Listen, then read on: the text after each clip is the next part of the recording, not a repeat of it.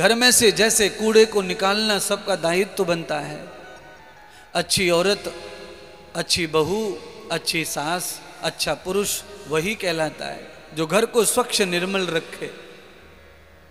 अगर आपके घर में कचड़ा वचड़ा पड़ा है, आने वाला अतिथि देखेगा तो आपके घर से रिश्ता नहीं जोड़ेगा। ऐसे ही आपका जो शरीर है ये भी एक घर है, इसमें भी अगर काम, क्रोध, लोभ, मोह, ईर्ष्या, घृणा, द्वेष एक कचड़े पड़े हैं तो परमात्मा रूपी कोई अतिथि पधारेगा कभी हृदय में तो वो इसको पसंद नहीं करेगा, छोड़कर दूसरे हृदय की तरफ बढ़ेगा। चाहे तुम किसी भी वर्ण में पैदा हुए हैं, परमात्मा को कोई फर्क नहीं पड़ता वर्ण से। परमात्मा केवल अच्छाई को देखता है और बुराई को देखता है। भगवान को वर्ण से फर्क पड़ता होता तो सबरी का बेर ना खाते, विदुरानी के छिलके ना खाते। भगवान को जाति का फर्क पड़ता तो मीरा इतने बड़े घर की छत्राणी और संत रविदास को गुरु बनाया।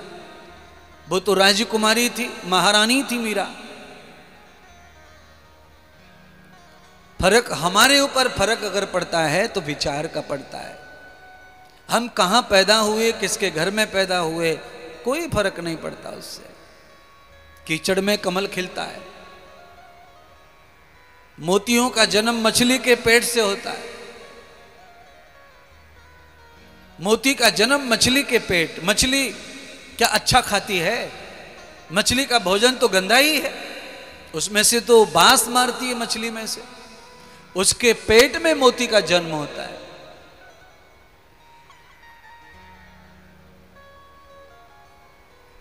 शरीर बदबूदार है पर उसके अंदर पैदा हो रहा है मोती।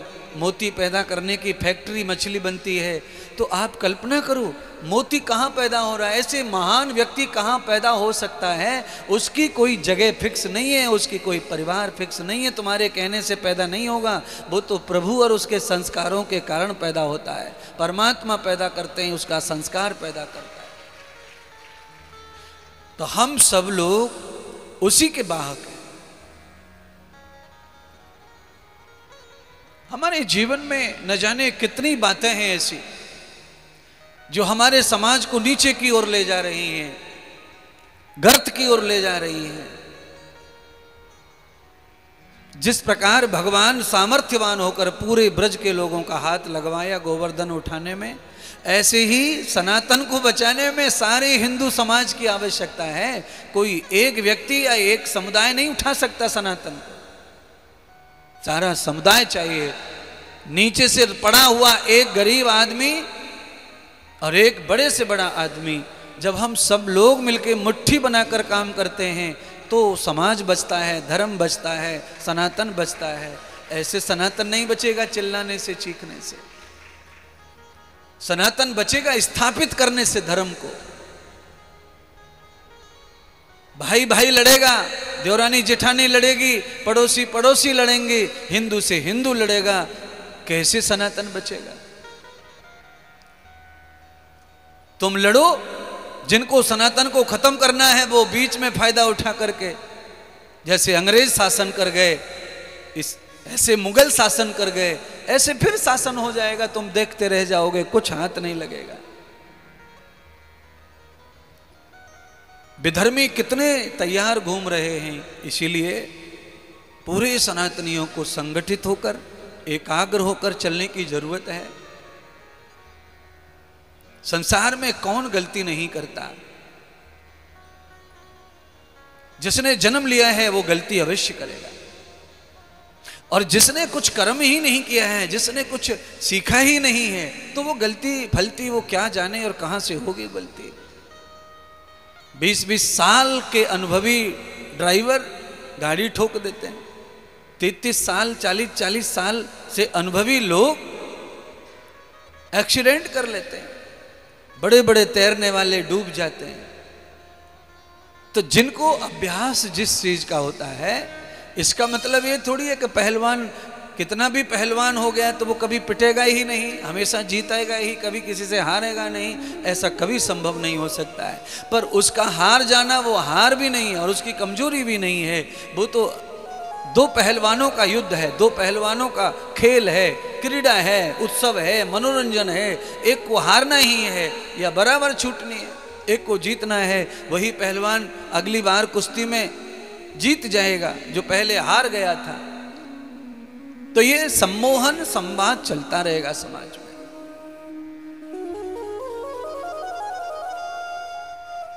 आज गंगा के तट पर भगवान श्री सूत जी सौनक आदि ऋषियों को श्रीमद् भागवत कथा का पवित्र पारायण कर रहे हैं, श्रवण करा रहे हैं। सारे ऋषि मुनि कथा श्रवण कर रहे हैं। अभी शिव कथा सुना रहे थे काशी में, वहां पर भी ऋषि मुनि कथा सुन रहे थे, सूत जी सुना रहे थे। अभी जो कथा सुनाने का प्रथम वक्ता है, जिसने ऋषियों को कथा सुनाई, उस ऋषि की, उस सूत जी की, उसके परिवार की, उसके माता पिता की कुंडली, उनका परिचय ढूंढते रहो, ढूंढते रहो, ढूंढते रहो। हमें उनके परिवार और माता पिता का और संसार का लेना देना नहीं है। हमें इस बात से मतलब होना चाहिए कि वो महान व्यक्ति थे, महान थे, उन्होंने महान कार्य करके कथा को आज तक यहाँ तक पहुँचाया। सूत जी भगवान कथा न गा रहे होते, व्यास जी कथा न गा रहे होते, सुखदेव जी ने कथा न गाई होती, और इस कथा के परिणाम उत्तम न होते तो कथा शायद आज यहाँ न होती। ये कब की फ्लॉप हो गई होती और बैठी होती किसी कोने में। पर न, जो कार्य महान ऋषियों ने किया तो वो महान है। वो कहाँ पैदा हुए, किस जाति में पैदा हुए। आप जिसके हाथ से चाट खाते हो वो कहाँ पैदा हुआ है, वो कौन सी जाति है, कौन आदमी पूछता है। पानी पूरी खाने बैठ जाते हो, दोना लेकर पूछते हो तेरी जाति क्या है, तू कौन से घर में पैदा हुआ है, तू अंडा खाता है, मांस खाता है, दारू पीता है, जुआ खेलता है कि नहीं, कि तू पंडिताई करता है, कि मंत्र बोलता है, कि पुजारी है। कोई पूछता है नहीं। जिस रिक्शे में बैठते हम पूछते, कौन ट्रेन चला रहा है, गाड़ी में रिजर्वेशन किया बैठ गए, हम पूछते नहीं। पूछते क्यों? वो आवश्यक नहीं, इसलिए नहीं पूछते। आवश्यक यह है कि उसमें पायलट है, उसमें ड्राइवर है, गाड़ी चलाने वाला है और सूझबूझ से गाड़ी चलाता है, सुरक्षित हमें पहुंचाएगा।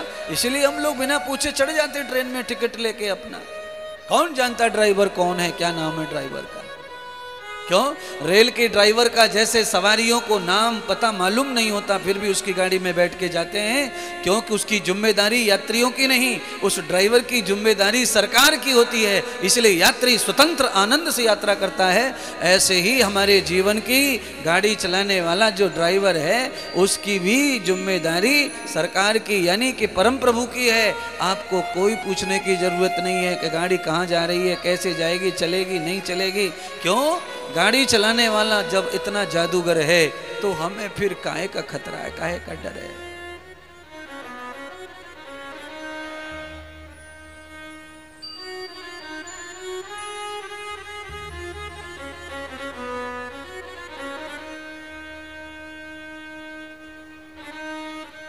कि अर्जुन जैसी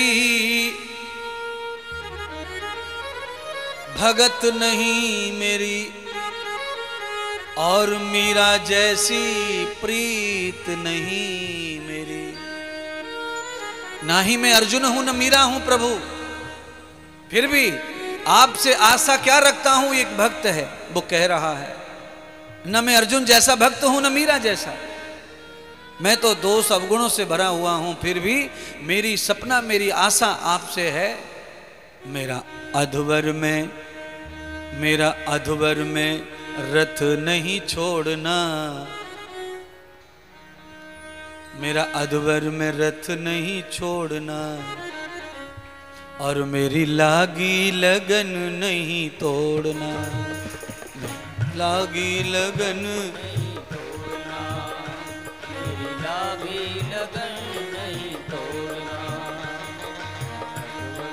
रथ नहीं छोड़ना, मेरी लागी लगन नहीं तोड़ना। प्रभु जी मेरी लागी लगन नहीं तोड़ना।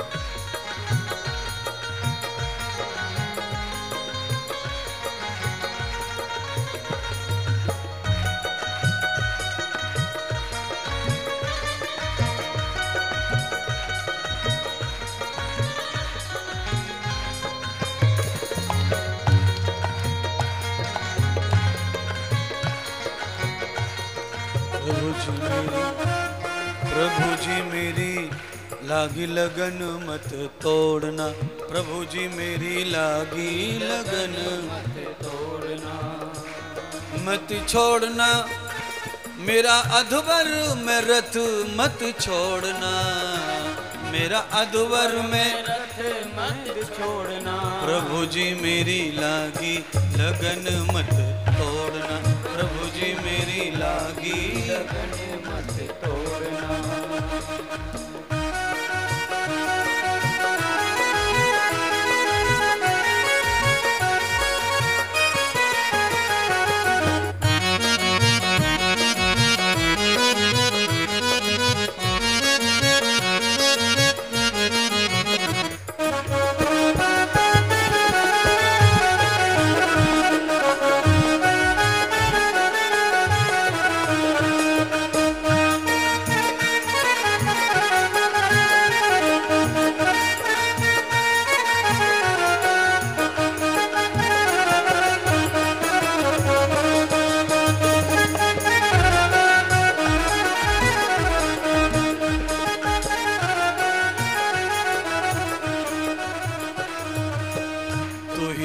सेठ है तू ही साहूकार है, तू ही मेरा सेठ है तू ही साहूकार है, तू ही मेरा सेठ है तू ही साहूकार है, तू ही मेरा सेठ है तू ही साहूकार है, ब्याज पे ब्याज मत जोड़ना, ब्याज पे ब्याज मत जोड़ना, हाँ प्रभु जी मेरी लागी लगन,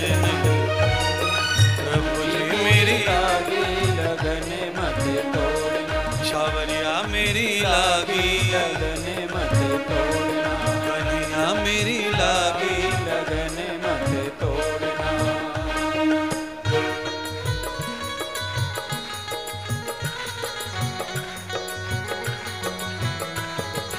जय हो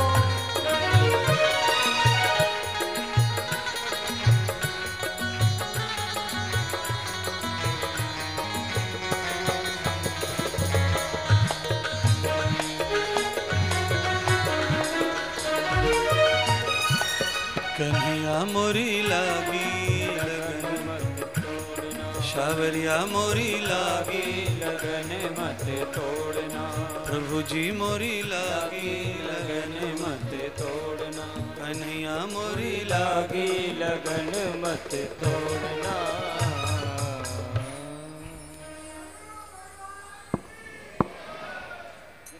अर्जुन जैसी भगत नहीं मेरी, मीरा जैसी प्रीत नहीं मेरी। ऐसा मैं नहीं हूं, मैं हूं तुच्छ और सारी दुनिया का सबसे घटिया, फिर भी प्रभु मेरा रथ अधभर में मत छोड़ना। यह है प्रभु को सर्वस्व मानने वाली कथा, यानी कि वाक्य भजन।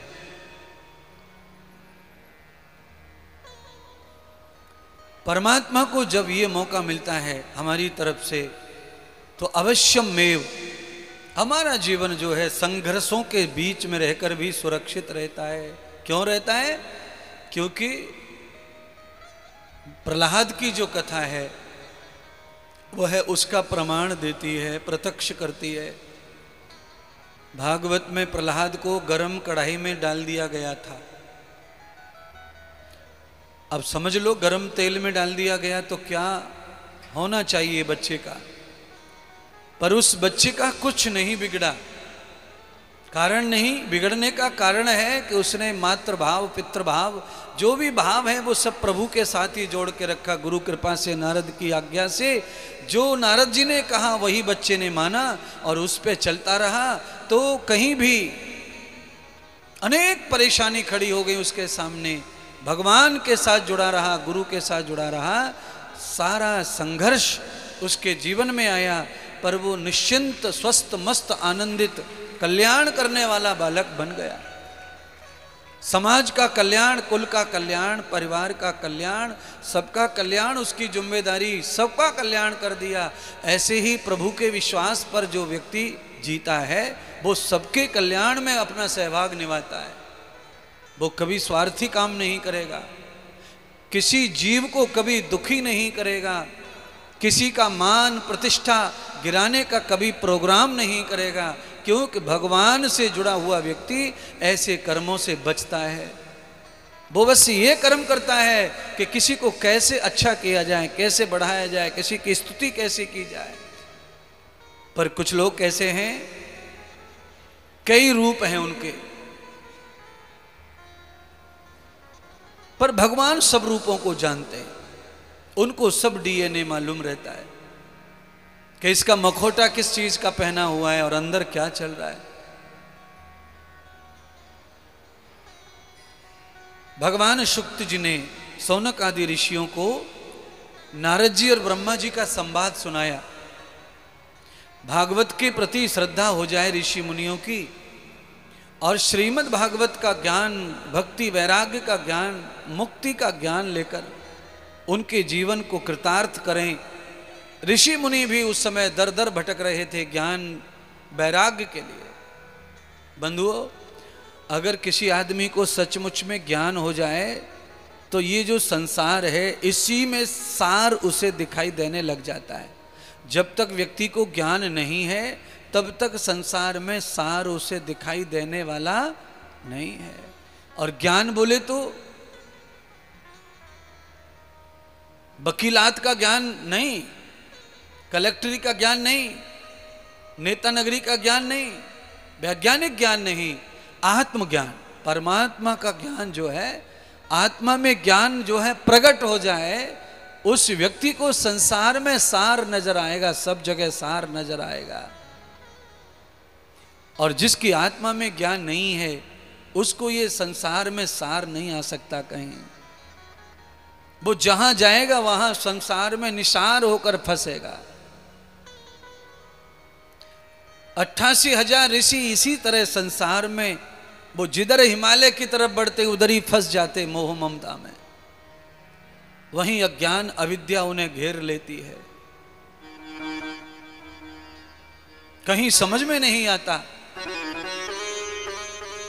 तब उनको सूत जी का आश्रम समझ में आया कि कोई महात्मा है जो सबको ज्ञान देते हैं और उनके ज्ञान से सहज ही आदमी को शांति प्राप्त हो जाती है और आत्मज्ञान जागृत हो जाता है। तो आत्मज्ञान को जागृत करने के लिए जैसे मानो माचिस में से चिंगारी निकाल कर कूड़े में डाल दो, दिया में डाल दो, चूल्हे में डाल दो, भट्टी में डाल दो, फिर आग पकड़ लेती है। ऐसे ही आत्मा में दुनिया भर का तत्व भरा हुआ है, ऊर्जा का, अग्नि रूपी ज्ञान का। पर उस ज्ञान को चिंगारी के लिए गुरु की वाक्य चाहिए, गुरु का वचन चाहिए। जैसे ही गुरु का वचन कान में पड़ जाता है, जो चेला उल्लू बनाने वाले नहीं रहते हैं, सच्चे मिलते हैं, उन चेलों की चिंगारी जो है ज्वार भाटा बन जाती है ज्ञान का, विवेक का, भक्ति का, वैराग्य का। एक दृष्टांत के माध्यम से समझने की कोशिश करो, मैं समझाना चाहता हूं। 5 किलो चीनी ले लो और 5 किलो चीनी को 10 किलो रेत में मिला दो, बस 5 किलो चीनी को 10 किलो रेत में मिलाकर, अब आप, मैं तो चलो पांडाल में जो लोग बैठे हैं उन सबको ही कह रहा हूं, उस रेत में से चीनी को अलग करके बताओ। फिर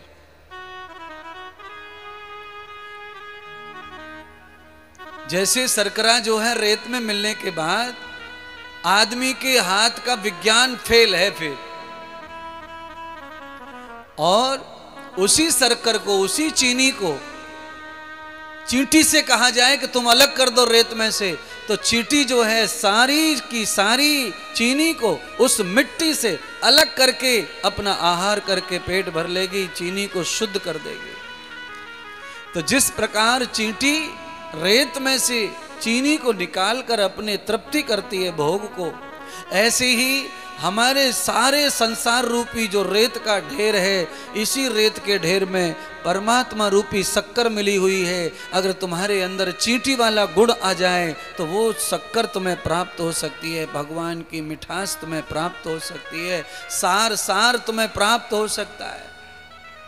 नहीं तो कठिन है, मुश्किल है फिर संसार में।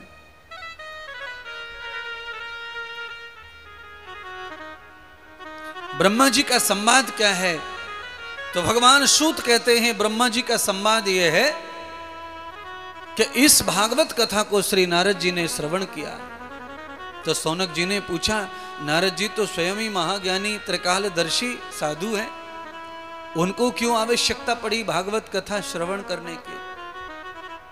तो सूत जी ने कहा, उनको आवश्यकता तब पड़ी जब उनके पिता ब्रह्मा अस्वस्थ हो गए, अशांत हो गए। अब बोलिए, ब्रह्मा अशांत हो गए, अस्वस्थ हो गए।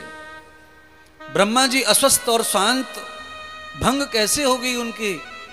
तो भगवान सूत कहते हैं कि सृष्टि पर जो भी रूप धारण करके आया है, चाहे वो कितना भी तपस्वी हो, कितना भी देवता हो, भगवान हो, उसे सृष्टि के थपेड़े खाने ही खाने पड़ेंगे।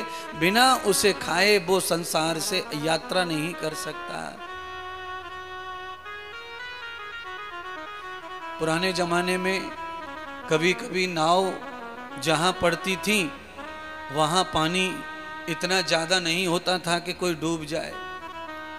तो लोग क्या करते थे कि यहां से वहां जाने के लिए शरीर के कपड़े उतार करके बांध कर खोपड़ी पे धर लेते थे या पकड़ लेते थे सिर पे, और जमुना जी पार कर जाते थे कपड़े उतार करके, और उस पार पहुंचे, कपड़े पहन लेते, काम कर आते, मिल आते, दावत खाए आते, फिर आ जाते, फिर कपड़ा उतार लेते, फिर निकले आवते। क्या मतलब है इसका?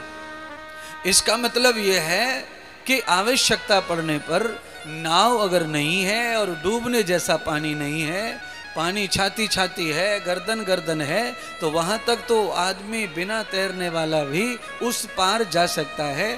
पर जब पानी का वेग ज्यादा होता है तो ऐसी स्थिति में यह अज्ञान करना ठीक नहीं रहता है। मैं बताना ये चाहता हूं कि इस भव सागर से भी आप पार हो सकते हैं अपनी ताकत से, पर उसके लिए आपको चाहिए कि ऐसी जगह पर प्रवेश करो जहां पैर टिके रहें, और जहां पैर नहीं टिकेंगे वहां बिना तैरने वाला पार हो सकता नहीं है। तो क्या हो रहा है समाज में? समाज में यह हो रहा है कि आदमी की औकात है जीरो, खाने को रोटी नहीं, रहने को घर नहीं, इधर से उधर से डग्गे मारी करके तम्बाकू गुटखा दारू भारू पी लेते हैं और धरती पर पैर ना टेक रहे और भव सागर को पार करना चाहते हैं। और जिनके पास में 10 दिशाओं में सामर्थ्य है वो धरती में टेक के जी रहे। क्यों? क्योंकि इस दुनिया में वही जिंदा रहेगा, इस दुनिया में वही टिकेगा जिसने धरती का सहारा लिया, वही टिकेगा। और जो बिना पंख के उड़ता है वो धरती पे टिकने वाला नहीं। कोई रोने वाले भी नहीं मिलेंगे, कहां रोएंगे, कौन रोएगा? 10 लोग भी मैयत में नहीं आएंगे, घर के 2 लोग उठा के जला जुलू के फेंक देंगे। क्या मतलब है फिर मरने का भी? कम से कम मरने के समय जहां तक तुमको ले जाओ वहां तक लाइन नहीं टूटनी चाहिए। कुंभ का सा मेला भर जाए तुम्हारे मरने के बाद शमशान में, कम से कम उतना कुछ अच्छा तो जीवन में करो कि कुछ लोग तुम्हारे मरने पर दुख मनाएं, कुछ रोएं, कुछ तुम्हारे साथ जाएं, शमशान तक पहुंचें, कम से कम आपका संग वहां करें। इतना अच्छा तो जीवन होना चाहिए। ब्रह्मा जी अस्वस्थ हैं, अशांत हैं। क्यों? ब्रह्मा के जीवन में भी कुछ विकृतियां ऐसी आ गईं जिन विकृतियों के कारण ब्रह्मा अशांत हो गए। कभी कभी कोई विकृति ऐसी रहती है जिस व्यक्ति के जीवन में वो विकृति है उसे स्वयं पता नहीं रहता, क्योंकि अगला पिछला सब जन्मों का साथ चलता है। कौन से जन्म की विकृति का फल आदमी को कब भोगना पड़े ये केवल ईश्वर जानते हैं, हम और आप नहीं जानते। क्योंकि हम और आप तो स्वतंत्र हैं, कर्म करने में, फल भोगने में हम स्वतंत्र नहीं हैं। हमारा फल भोगने का टाइम प्रभु से जुड़ा हुआ है, परमात्मा की आज्ञा से हम कर्मों का फल भोगते हैं।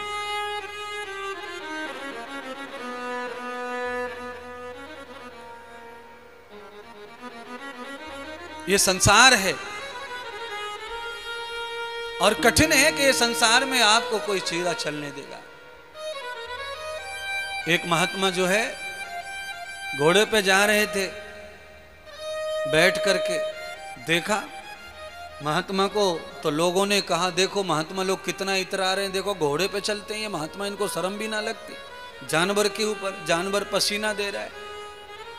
महात्मा ने कहा यार सही तो है, लोग सही कह रहे हैं।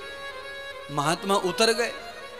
अब बीच में घोड़े को कहाँ छोड़े बेचारा, घोड़ा तो अपना है तो घर तक ले जाना तो पड़ेगा। तो महात्मा ने घोड़े की लगाम पकड़ ली, आगे आगे महात्मा, पीछे पीछे घोड़ा। आगे गांव में लोग मिले, उन्होंने कहा महात्मा देखो कितना उल्लू का पट्टा महात्मा जा रहा है, देखो घोड़ा है तो भी पैदल चल रहा है और खुद भी दोनों नंगे घूम रहे हैं, घोड़ा भी जा रहा है वो भी जा रहा है। तो कहने का अर्थ यह है कि ये दुनिया इतनी मस्त है कि ये घोड़े पर भी न बैठने दे और न तुमको पैदल चलने दे, क्योंकि कहीं न कहीं किसी को ये पसंद नहीं है, किसी को वो पसंद नहीं है, किसी को वो पसंद नहीं है। ये पूरे जगत में लोग अपनी पसंद से जीना चाहते हैं। ये नहीं है कि सिद्धांत क्या है जीने का, नहीं, हमारी पसंद से जियो। हम जो कहते हैं वो धर्म है, तुम जो कर रहे हो वो धर्म नहीं है। हम जो कहते हैं वो सनातन है, तुम जो कर रहे हो वो सनातन नहीं है। ये क्या है? ये अपनी पसंद है। अपनी पसंद से संसार नहीं चलेगा। संसार चलेगा शास्त्र सम्मत, संसार चलेगा समाज सम्मत, संसार चलेगा पूर्वजों की, बुजुर्गों की विचारधारा से आपका संसार आगे बढ़ता है। सुख पूर्वक, शांति पूर्वक, विनय पूर्वक संसार आगे बढ़े तो संसार बढ़ना है। रोके धोके लड़के झगड़ के संसार को आगे बढ़ाना किसी काम का नहीं है। कई लोगों के परिवार में झगड़े रहते हैं संसार को लेकर, कई भाई भाई में झगड़े रहते हैं। मैं तो ये खेत लूंगा, इसको तू ले, मैं इसको लूंगा, ये मेरे हिस्से में आना चाहिए। दूसरा भाई कहता नहीं ये मैं लूंगा, ये तू ले। अरे सबको 1.5 बीघे आना है तो ये ले वो ले, क्या 1.5 बीघे आ रहा है तो 3 बीघे खेत था बाप के पास, दोनों भाइयों में बांट लो, इस दिशा का उस दिशा का, काहे को लड़ रहे हो, काहे को भिड़ रहे हो। पर ये जमाना है, ये नहीं सुनेगा। जिनमें सत्संग का सही असर होता है, जिनमें कथा का सही असर होता है, जिनमें गुरु के वचन का सही असर होता है, जो गुरु को उल्लू नहीं बना रहे, जो गुरु को पागल नहीं बना रहे, जो गुरु के साथ खेल नहीं रहे, वो लोग कभी भी इस तरह की लड़ाई लड़ते नहीं हैं। वो सरलता से अपना जीवन जीते हैं, आगे बढ़ते हैं। क्योंकि जिनको अपना मान लिया है उनका अपनापन कभी खत्म नहीं होना चाहिए, ध्यान रखो।